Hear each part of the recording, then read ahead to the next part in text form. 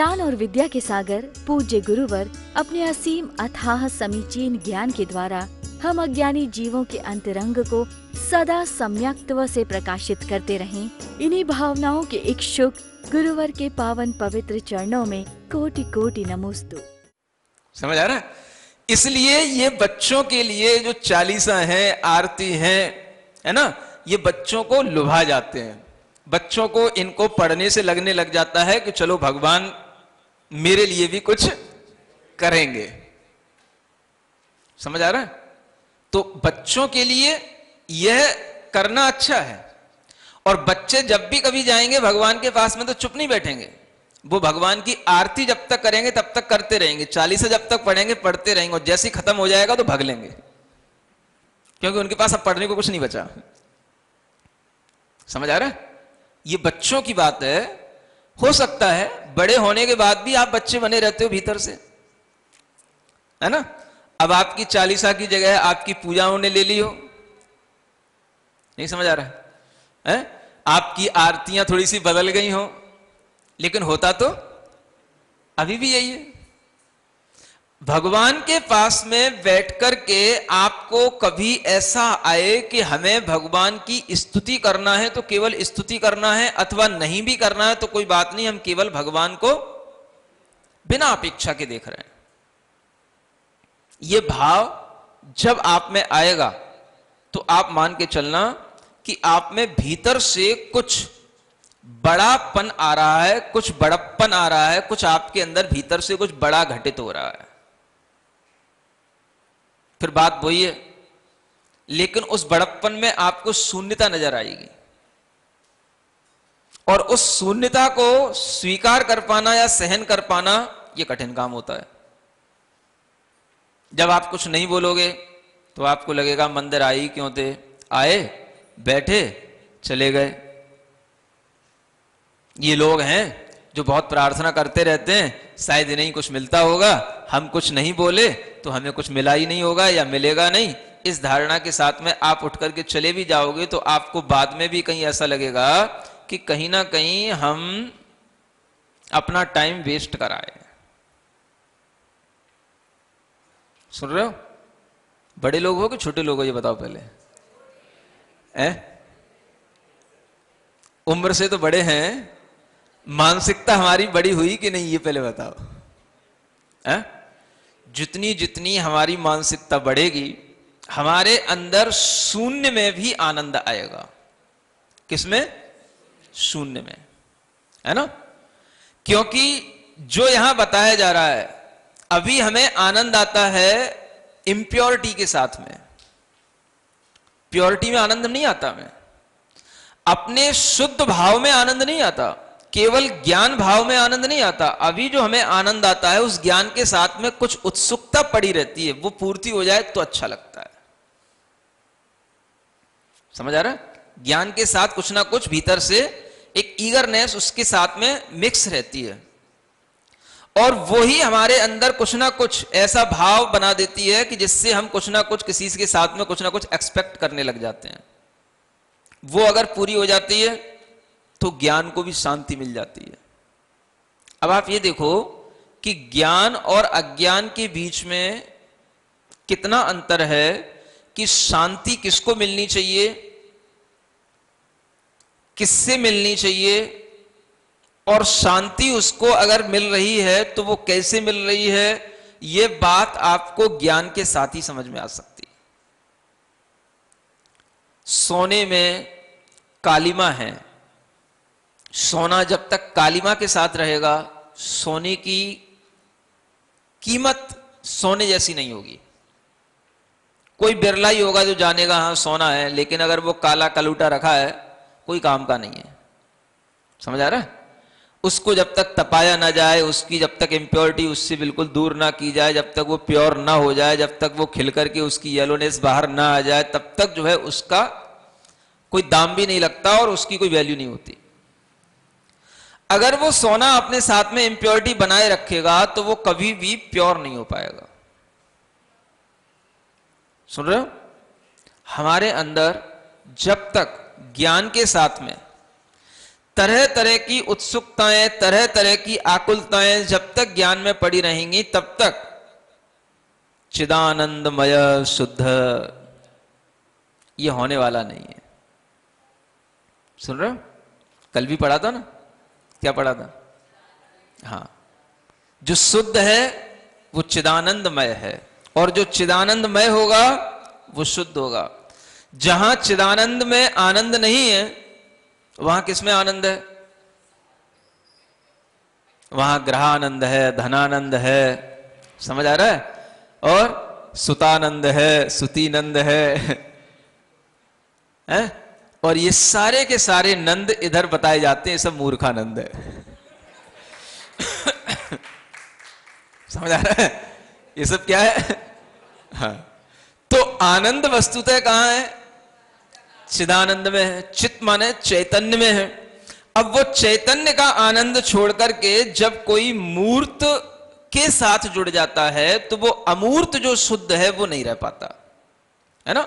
यही यहां पर बताया जा रहा है कि ई मूर्तम अमूर्तेन, कि यहां पर जो मूर्त है वो अमूर्त के साथ में इतने तरीके से जुड़ गया है और इतने अच्छे ढंग से वह चलायमान उसके साथ हो गया है कि वह शरीरम उह्यते मोहात, मोह के कारण से वह अपने शरीर को भी ढोता रहता है। कौन ढो रहा है? आपको कभी लगता है कि शरीर भी कभी ढोया जाता है? यहां पर एक बहुत अच्छी बात लगी, शरीरम उह्यते मोहात अस्त चेतना, जिसकी चेतना भीतर से अस्त हो गई है वह शरीर को भी ढोता रहता है। शरीर को कैसे ढोया जाता है भाई? ढोने की चीज तो हमारे शरीर के ऊपर कुछ रखा हो तो वो ढोना जैसा कहलाएगा। कभी आपको महसूस होता है कि मैं अपने शरीर को ढो रहा हूं? ढो रहा हूं माने एक वजन है, उसे मुझे कहीं से कहीं तक ले जाना है, वह मुझे चलाना है। लगता है? किनको लग रहा है? अच्छा बताओ, किनको लगता है शरीर ढोया जाता है? दो चार लोग हाथ उठाना जिनको लगता हो।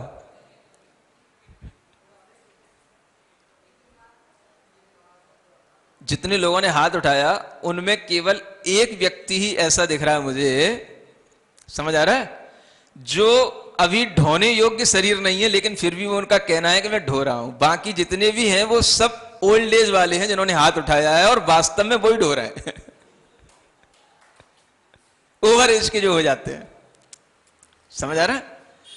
जब व्यक्ति अपने शरीर से परेशान होने लग जाता है तब उसे कभी महसूस होता है कि ये शरीर को मैं ढो रहा हूं। अभी परेशान नहीं हो आप लोग, इसलिए नहीं लग रहा है। जब तक निरोगी रहोगे, स्वस्थ रहोगे, तब तक शरीर को ढोना पड़ता है, ऐसा नहीं लगेगा। मोह के साथ में जो हमारे भावों में, हमारे ज्ञान में इस शरीर से एक एकत्व जुड़ जाता है मोह के कारण से, तो क्या करता है वो एकत्व? हम इस शरीर को किसी भी तरीके से ढोकर के भी ऐसा महसूस नहीं करते कि इसके कारण से हम परेशान हो रहे हैं। क्योंकि हमने अगर ऐसा महसूस किया कि इसके कारण से हम परेशान हो रहे हैं तो फिर दो चीजें हो जाएंगी, हम अलग हो गए और शरीर अलग हो गया। वो तो अभी अलग हो ही नहीं सकता। तो मोह क्या करता है? उसको एक में किए रहता है, मिलाए रखता है। सुन रहे हो? मोह के साथ ही ज्ञान क्या हो गया? अज्ञान हो गया। तो मोह के साथ में इस शरीर को जब हम मिलाए रखते हैं तो फिर क्या बोलेंगे हम? मैं कितना परेशान हो रहा हूं। यूं नहीं कहेंगे कि मैं शरीर से परेशान हो रहा हूं, मैं कितना परेशान हो रहा हूं, मुझे कोई ना कोई रोग बना ही रहता है, एक रोग ठीक नहीं हो रहा है फिर दूसरा रोग लग जाता है और मैं बिल्कुल परेशान सा ही होता चला जा रहा हूं। समझ में आ रहा है? इसका मतलब क्या है? ये आपकी लैंग्वेज क्या बता रही है कि मोह के कारण से आपका ज्ञान तो अज्ञान हो ही रहा है, तभी परेशानी ज्ञान में नहीं है, अज्ञान के कारण से आपने परेशानी अपने ज्ञान में डाल रखी है। और वो परेशानी किस कारण से आ गई? मोह से आपने उस शरीर को अपने ज्ञान से एक में करके जोड़ लिया। समझ आ रहा है? अब ये परेशानी कैसे दूर होगी? अगर आपके अंदर यह भाव आ जाए, मैं शरीर को ढो रहा हूं, इस शरीर में इतने रोग हो रहे हैं, इन सब रोगों का दुख मुझे हो रहा है, इस शरीर के रोगों के साथ में मुझे अपना जीवन ढोना पड़ रहा है, तो क्या होगा? कुछ होगा? कहीं कुछ अन्यत्व आएगा। अन्यत्व, अन्यत्व माने कुछ सेपरेट होने का भाव आएगा, कुछ आपको पृथकपना भाषित होगा, कुछ आपके लिए लगेगा कि हां ये अन्य है और मैं जो हूं वो अन्य हूं। इसी का नाम है अन्यत्व भावना। मोह के कारण से अन्यत्व नहीं दिखाई देता, मोह के कारण से दो मिली हुई चीजें भी, दो अलग अलग चीजें भी एक दिखाई देती हैं। सुन रहे हो? और कभी कभी हमारी स्थिति ऐसी हो जाती है, जैसे बैल होता है ना, बैल, बैल तो देखा ही होगा ना आपने, हाँ? उसके ऊपर बोझा ढोया जाता है, बोझा रखा जाता है, समझ आ रहा है? जब तक उसके ऊपर कोई गाड़ी रखी रहे, बोझ रहे, तब तक तो उस बैल को लगता है कि मैं बैल हूं, क्योंकि उसकी आदत पड़ गई है बोझा ढोने की। तो जब तक उसके ऊपर बोझा रहता है, जब तक उसके ऊपर भार रहता है, कोई गाड़ी रहती है, कोई उसको चलाता है, तब तक उसको अच्छा लगता है कि मैं कुछ हूं, मेरा कुछ उपयोग हो रहा है, मेरे लिए कुछ है, मैं यही हूं जो मेरे ऊपर चल रहा है। और जैसे ही उसको खाली छोड़ दिया जाता है, समझ आ रहा है, वो अपने आप को बिल्कुल ही बेकार समझने लग जाता है। उसे ऐसा लगता है कि जैसे मेरा कोई उपयोग ही नहीं है, और वह खड़ा खड़ा कहीं पर भी अपने अंदर इतना आलस्य ले आता है कि उस आलस्य के कारण से वह वहीं पर एक तरीके से रोगड़ जैसा पड़ जाता है और वहीं वहीं बैठा रह जाता है। समझ में आ रहा है? ये किसकी आदत बता रहा हूं? बैल की, है ना? अब ये अपने ऊपर अप्लाई करो।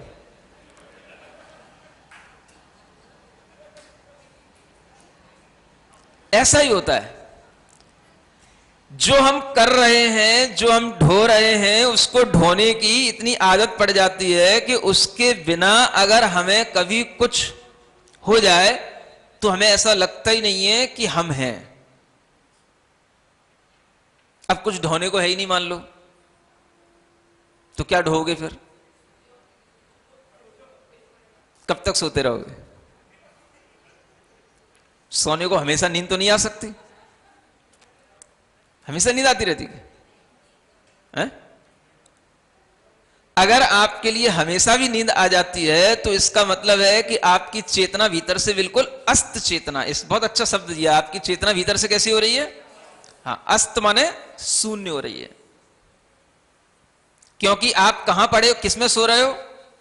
आप शरीर में सो रहे हो, समझ आ रहा? माने शरीर में डूब रहे हो, आप शरीर से अपने आप को अलग नहीं देख रहे हो, आपकी चेतना बिल्कुल अस्त हो रही है। और इस तरह की अस्त चेतना मोह के कारण से होती है। तो जब व्यक्ति मोह के कारण से अपने शरीर में बिल्कुल एक में एक अपने आप को महसूस करता है, तो उस समय पर उसे कभी नहीं लगता कि मैं इस शरीर के लिए कुछ कर रहा हूं, इस शरीर को चला रहा हूं, इस शरीर को ढो रहा हूं। जब आपसे चला नहीं जाए, कभी आपके लिए घुटनों में इतना दर्द हो जाए, या कोई एक्सीडेंट हो जाए, या आपकी पैर की हड्डियां टूट जाएं, या आप बिल्कुल उठने लायक ना रहो, करवट बदलने लायक ना रहो, जब आपको उस समय पर कोई सहारा देकर के उठाए, हाथ में आगे क्या था वो? अरे बैसाखी बोलो शुद्ध हिंदी में यार, है ना? तो बैसाखी लेकर के जब आपको चलना पड़े, तब आपके अंदर ये भाव आ सकता है कि मुझे ये शरीर ढोना पड़ रहा है। वो भी तब जब आपकी चेतना अस्त ना हो। हाँ, नहीं तो उस समय पर भी आप रो रो करके सब ढोगे, लेकिन आपको कभी महसूस नहीं होगा कि मैं इसको ढो रहा हूं। तो अन्यत्व भावना के लिए आपको क्या महसूस करना है? अगर आप ये महसूस करने लगोगे कि मैं अपने शरीर को ढो रहा हूं, तो दूसरी चीजें तो फिर अपने आप को अपने आप लगने लग जाएंगी कि ये तो अपने ऊपर ढोई जा रही हैं, अपन इनके ढोने योग्य नहीं है। क्योंकि आपका अन्यत्व अपने शरीर से आ गया। और जब आप इस तरह से अन्यत्व अपने शरीर के साथ में भाने लग जाओगे, या आपके अंदर ये भावना आ जाएगी, तो फिर बाहर का कोई भी बोझा वो आपके ऊपर गिरेगा नहीं। क्योंकि आपको क्या लग रहा है, जब इसी को मैं ढो रहा हूं तो दूसरी चीजों को मैं क्या ढो सकता हूं? वो दूसरी चीजों का भार तो दूसरे अपना अपना ढो रहे हैं, सो ढोएंगे। आपका बोझा कम हो जाएगा। सुन रहे हो? अगर आप समझने लगो कि मेरे ऊपर ये भी एक बोझ है, तो फिर दूसरा बोझ अपने आप कम हो जाएगा। और जब तक आप इस बोझ के साथ में एकत्व रखोगे, तो सबरा बोझ आपके ऊपर पड़ेगा। ये बहुत बड़ा गणित है, समझ में आ रहा होगा। तो इसका आप उपयोग करोगे तो आपके दिमाग पर कभी भी बोझा नहीं पड़ेगा। समझ आ रहा? दिमाग पे बोझा कब पड़ता है? वो ये कर रहा है, वो ये कर रहा है, उसके साथ ये नहीं हो रहा है। अब वो जो इसके साथ नहीं हो रहा है, तो हम उसके कुछ ना कुछ है इसलिए नहीं हो रहा ना। तो जो उसके साथ नहीं हो रहा, बेटी की शादी नहीं हो रही, बेटे की जॉब नहीं लग रही है ना, पत्नी के लिए भी इतना बीमारियां हो रही हैं, मैं भी जो है अब बिजनेस में सब डाउन होता चला जा रहा हूं, तो सबका बोझा वो अपने ऊपर ले रहा है। समझ में आ रहा है ना? जब सबका बोझा खुद ढोएगा अकेले, तो आदमी कितना जिएगा? हा? कितना जिएगा? अपना भी ढो रहा है और दूसरे का भी अपने ऊपर ले रहा है, तो उसको अपने समय से पहले तो निपटनी है। डिप्रेशन तो सामान्य सी बात है, उसको हार्ट अटैक की नौबत पे पहुंचने वाला है वो। समझ आ रहा है? वो बोझा ढोते ढोते ही उसके लिए कभी भी उसका जीवन अचानक से समाप्त हो सकता है। समाप्त हो जाए, लेकिन वो अपना बोझा ढोने कम नहीं कर सकता, या अपने आप को उस बोझे से दूरी नहीं बना सकता। कभी कभी आप लोग सुनाते हो ना भजन, सब भजन हमें ही सुनाते हो आप लोग, है ना? कौन सा? हाँ, बोझा ढोते में निकल गई सारी जिंदगी। और फिर आगे बस एक ही लाइन है, सोते सोते में निकल गई सारी जिंदगी, और किसी की बोझा ढोते में निकल गई सारी जिंदगी, है ना? तो जब इस तरह से बोझ जो हमारे ऊपर है, जो सबका बोझ हम लेकर के चलते हैं, तो हम क्या हैं? सारी दुनिया का बोझ हम उठाते चले हैं? क्या है हम? कुली है? क्या है? आखिर कब तक ये कुलीनेस होगी? कूलनेस कभी आएगी कि नहीं? सबका बोझ अपने ऊपर ढोते रहोगे, सबका बोझ अपने ऊपर लेकर लेने के लिए तैयार रहोगे एज ए कुली, तो कब कूल होगे भीतर से? कभी कूलनेस नहीं आ सकती। यही अन्यत्व भावना आपको बताती है कि जब आप अपना बोझा ढो केवल, है ना, दूसरे का बोझा ढोने की आपको कोई जरूरत नहीं, और अपना भी बोझा बोझ जैसा समझो, तो आपका बोझा भी हल्का हो जाएगा, है ना? आपको कभी हार्ट अटैक नहीं होंगे, कभी डिप्रेशन नहीं होंगे, क्योंकि आपने अपने अंदर दूसरे से एक क्या कर रखा है? एक भीतर से अपने अंदर एक अन्यत्व भावना की एक बड़ी बारीक अपने अंदर आपने एक दीवार खींच रखी है। उस बारीक दीवार के कारण से बाहर का कोई भी बोझा आपके हार्ट पर अटैक नहीं कर सकता। समझ में आ रहा है? ये बात आज का आदमी सीख नहीं रहा है। अन्यत्व भावना केवल पढ़ने से कुछ नहीं होगा। क्या समझ में आ रहा है?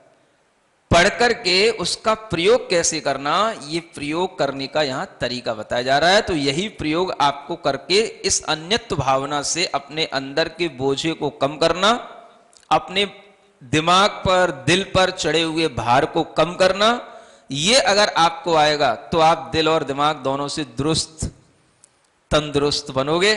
नहीं तो जिसके ऊपर बोझा ज्यादा रहता है वो बेचारा धीरे धीरे हाँ, गिर गिर करके ढेर हो जाता है और वो इसी ढोर की तरह ही जल्दी ढेर हो जाता है। ऐसे आप ढोर मत बनो। लक्ष्मी घनाश्लेष प्रभवानन्दननन्दितं निष्ठितार्थमजं नौमि परमात्मानमव्ययम्। आचार्य सुखचंद्र देव विरचित ज्ञानार्णव ग्रंथराज में 12 भावनाओं का प्रकरण चल रहा है। अन्यत्व भावना के बारे में विचार किया जा रहा है। जीव का स्वभाव अमूर्तिक है, चेतन है, और वह मोह के कारण से जो अपने स्वभाव से विपरीत परिणमन कर जाता है, इसी से वह अचेतन को, पुद्गल को अपना मान करके उससे मोहित होता है। यह भाव समझाने के लिए इस अन्यत्व भावना में आचार्य आगे कहते हैं, श्लोक नंबर 4, अणुप्रचय निष्पन्नम शरीरम इदम अंगिनाम उपयोगात्मको त्यक्ष शरीरी ज्ञान विग्रह। यह जो शरीर है जीवों का, यह अणुओं के समूह से निष्पन्न हुआ है। किससे? अणु। जो पुद्गलों के अणु हैं, उन पुद्गल अणुओं से यह शरीर निष्पन्न हुआ है।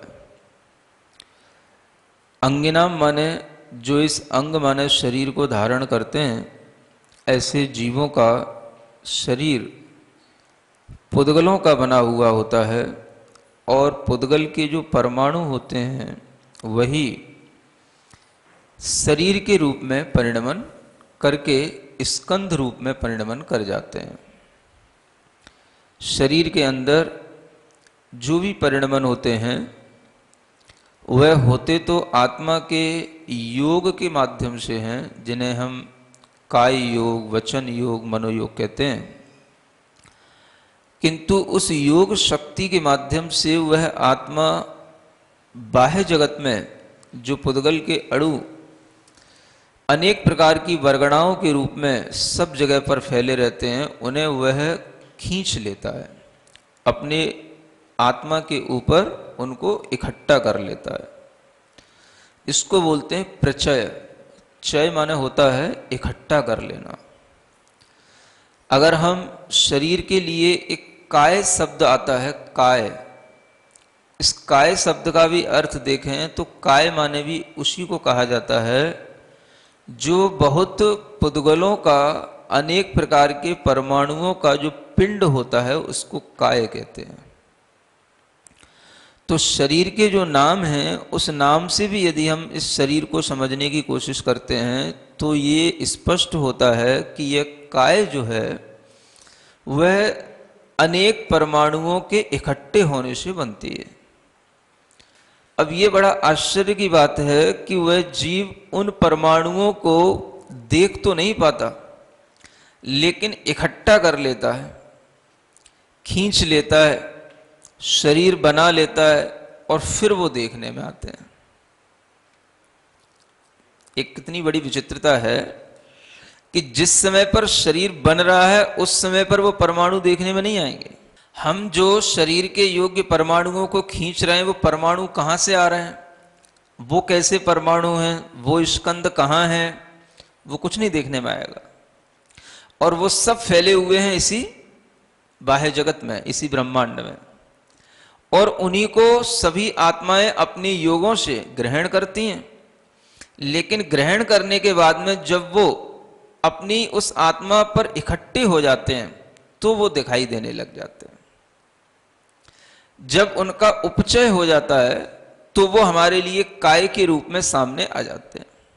तो इस काय को यहां पर कहा जा रहा है कि हम इस शरीर को, काय को इस रूप में देखने की कोशिश करें कि यह अनेक प्रकार के पुद्गल परमाणुओं के इकट्ठा होने से बना हुआ यह एक पिंड है। पिंड माने भी काय होता है और समूह होता है।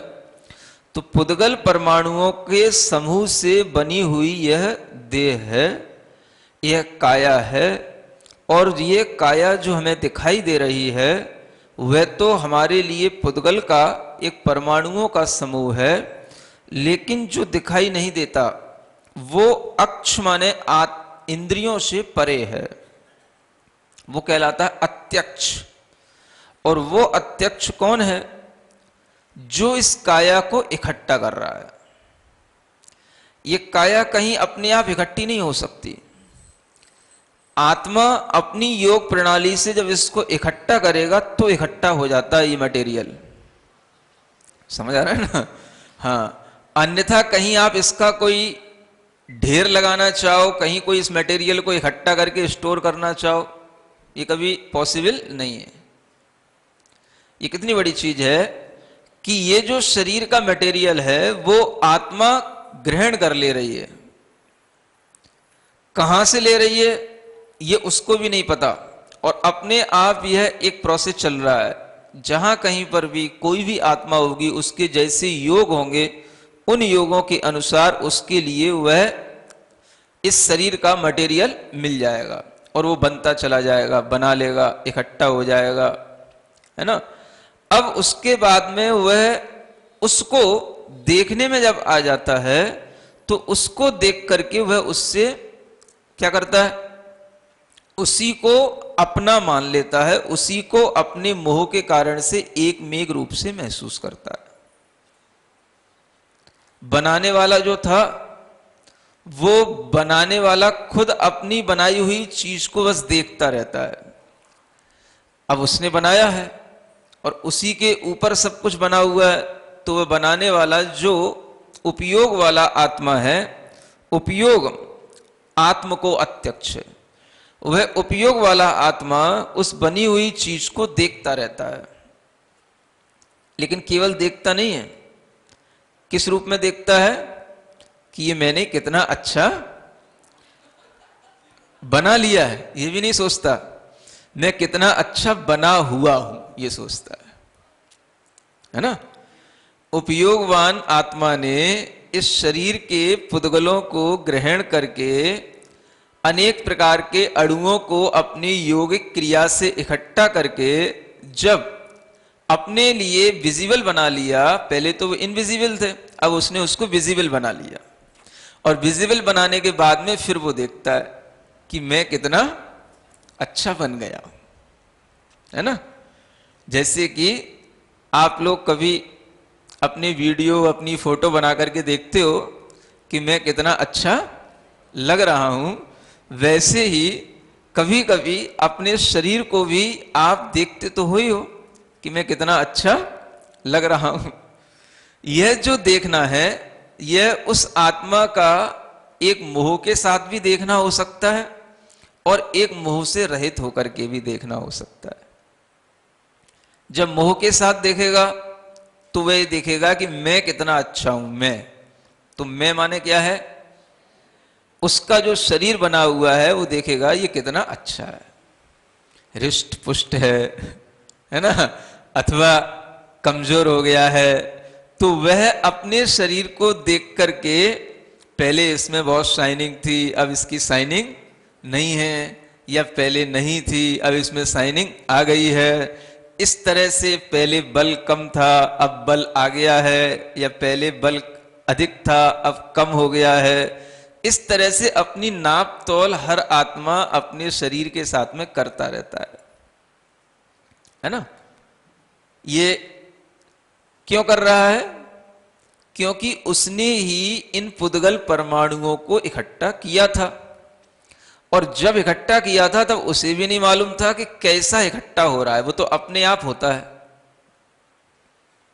नहीं समझ आ रहा है? कोई उसमें चयन तो करना नहीं पड़ता कि हम ये अच्छे अच्छे वाले परमाणु लेंगे। अगर तुमसे चयन करने को कहा जाता तब तो फिर तुम शुरू से ही लड़ने लग जाते, जन्म लेते से ही, नहीं समझ आ रहा है? गर्भ में ही लड़ने लग जाते कि हमें ये वाले परमाणु चाहिए, हमें ये वाले परमाणु चाहिए, फिर तो जो अच्छे से अच्छा होता वही लेते, है ना।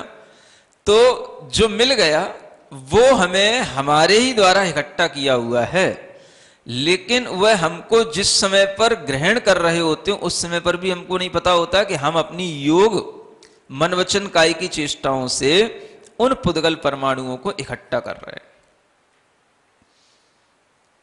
समझ में आ रहा है? नहीं तो सब सुंदर सुंदर एक ही रंग के होते, कोई दूसरा रंग होता ही नहीं दुनिया में। समझ आ रहा है ना? कोई का रंग किसी से कम होता ही नहीं, कोई का बल किसी से कम होता ही नहीं। तो जो भी अच्छे अच्छे परमाणु हैं वह भी इस संसार में हैं, और जो उससे कम अच्छे हैं या सामान्य हैं या सामान्य लोगों के लायक हैं वो भी इस संसार में हैं।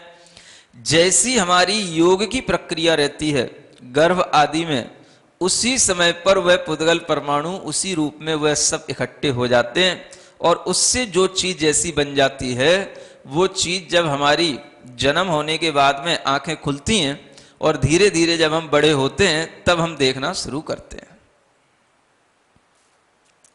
नहीं समझ आया? आप ये तो देखो, बनाना हमने कहां से शुरू किया, बन कब से रहे थे और देखना कब शुरू किया? गर्भ में तो कुछ देखना होता नहीं, तो 9 महीने वहां पर बनते रहे, ठीक है ना। फिर उसके बावजूद भी साल 2 साल तक भी कोई ऐसा होश नहीं रहता कि हम कुछ हैं, कुछ देखने लायक हैं, है ना। 2-4 साल बाद जो है कुछ थोड़ा थोड़ा सा आभास होता है कि हाँ अब हमें देखना चाहिए कि मैं क्या हूं। शीशा देखना कब से शुरू होता है? हो जाता 2 साल से है? बच्चों के लिए शौक पड़े तो उससे पहले भी हो जाता है। तो ये जब से देखना शुरू हो गया तो अब वो देखना शुरू कर देता है कि अच्छा मैं ऐसा हूं, मेरा ये रंग है, ऐसी मेरी चेहरे की शेप है, ऐसे मेरे बाल हैं, ऐसी मेरी नाक है, मैं ऐसा हूं। तो वो देखना शुरू कर देता है, और फिर जैसा भी है वो उसको अच्छा लगता है। शीशे में भी देख के अच्छा लगता है, फोटो खिंचा करके भी अच्छा लगता है, वीडियो बनवा करके भी अच्छा लगता है, और फिर वह जो है उसको देखता है। तो अब क्या देख रहा है? अब वहां पर देखने की 2 चीजें हो सकती हैं। एक तो मैं ये क्या बन गया, मैं यह क्या बन गया, और यह जो बना है वो किससे बना है, क्यों बना है। एक तो ये भी देखा जा सकता है, और एक मोह के कारण से उसमें कोई सवाल पैदा नहीं होंगे, किससे बना, क्यों बना, क्या बना। जो बना वो मैं हूं। तो मोह के कारण से वो अपने आप को ये नहीं मानता कि मेरा शरीर बना है, मैं खुद शरीर ही हूं और मैं बना हुआ ही हूं, इसलिए वो बना ठना फिरता है। बोलते हो ना, बनी ठनी और बना ठना। है ना, 2 ही तो चीज है। तो जो बना है उस बने में जब उसका अपना मोह जुड़ जाता है, अहम जुड़ जाता है, तो थोड़ा सा उसमें ठनापन भी आ जाता है। ठना माने क्या होता है? प्राउड से आ जाता है, तो बना ठना हो जाता है। और जिसमें प्राउड नहीं होता है तो वो ठना नहीं रहता, फिर वो केवल बना सा रहता है ना। तो ये भी समझ सकते हैं कि जब मोह रहता है तो मोह के कारण से जो बना है तो उसमें थोड़ा सा ठनापन भी आ जाएगा, तो बना ठना कहलाएगा। और जिसमें मोह कम होगा तो वह बना तो रहेगा, लेकिन वो ठना होने की कोशिश नहीं करेगा। चलो जो बना हुआ है उसको वैसा का वैसा ही स्वीकार करो जैसा बना हुआ है। समझ आ रहा है? तो वही आचार्य यहां कह रहे हैं कि वैसे तो तू जो बना हुआ है वो तो क्या है, शरीरी ज्ञान विग्रह है ना।